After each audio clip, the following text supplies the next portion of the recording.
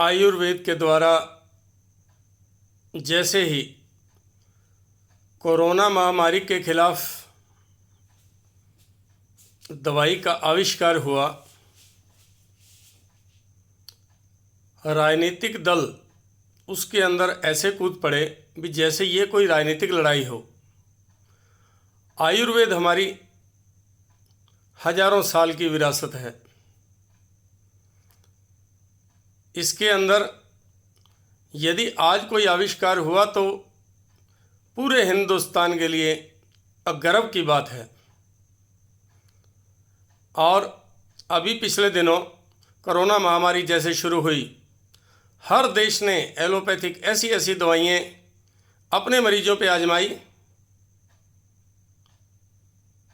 और उसके बाद सभी ने एक ही जवाब दिया, अभी नई बीमारी है जनाब, टीबी की बीमारी की दवाइयाँ, एड्स की दवाइयाँ, हर किस्म की दवाइयाँ, कैंसर की दवाई तक मरीजों को दी गई।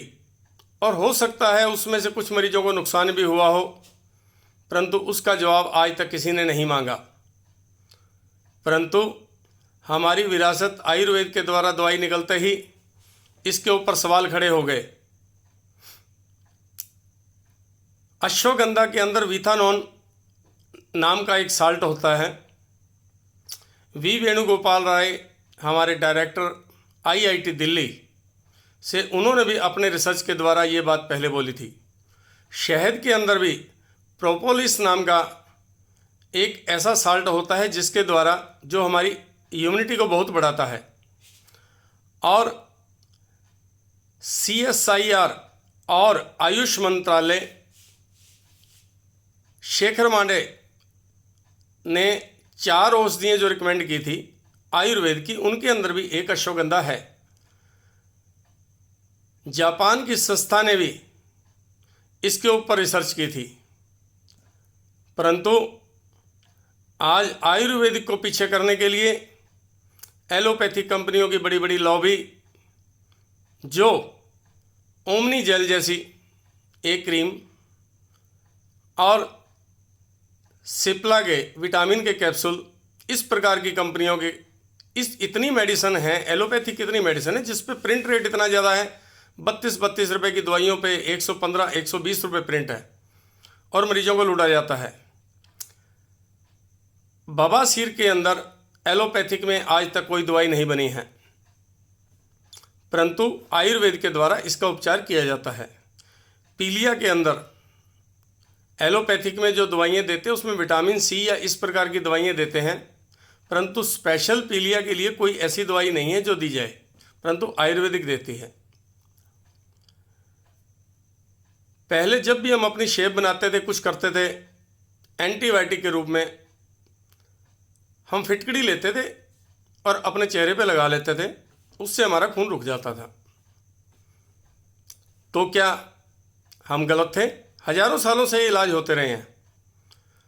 तुलसी, गिलोय, अश्वगंधा, ये ऐसी चीज़ें हैं, इनको खाने से आदमी नहीं मरता, परंतु ऐसी ऐसी दवाइयाँ अभी पिछले दिनों कोरोना के अंदर डॉक्टरों ने अपने मरीजों को दी है, जिसके कारण काफ़ी मरीज मरे हैं, परंतु उन पे कोई उंगली नहीं उठाता। ग्लेनमार्क कंपनी ने अभी अभी दवाई निकाली, आयुष मंत्रालय जैसे मंत्रालय ने ये बात बहुत बार बोली है, वो कहते हैं जी इतनी जल्दी दवाई का आविष्कार कैसे हो गया।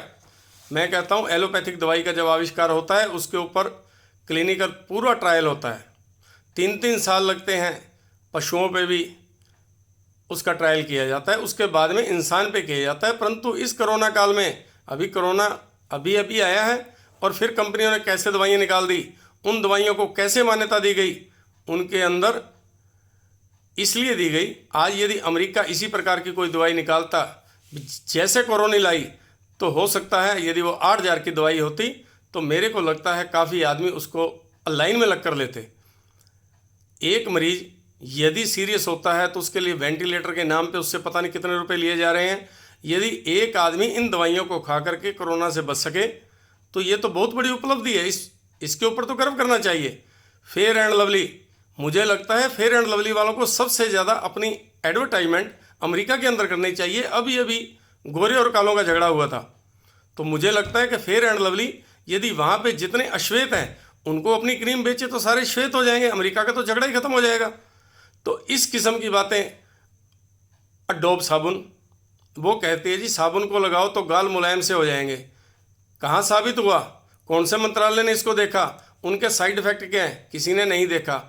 साफ़ी पीने से खून साफ होता है, आज तक कोई मंत्रालय नहीं बोला। परंतु आज इस कोरोना महामारी में जब एक आम आदमी अपने को ठगा हुआ सा महसूस करता है, घबराया हुआ सा महसूस करता है, उस काल में एक 525 रुपये के अंदर अभी जो दवाई का आविष्कार हुआ, इसको लेने से कोई नुकसान नहीं होगा।